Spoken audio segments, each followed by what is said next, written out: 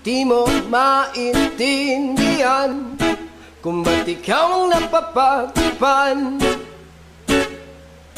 ng halik ng kamalasan. Kinapang mong marahan ng hagdanan para lamang makidlatan sa kaitaas-taasan. Ngunit kaibigan, huwag ka magpapasindak.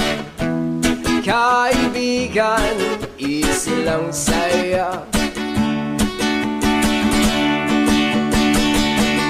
Dahil wala ring mangyayari, dahil walang mapapala, huwag mong pigilan ang pagbuhos ng ulan.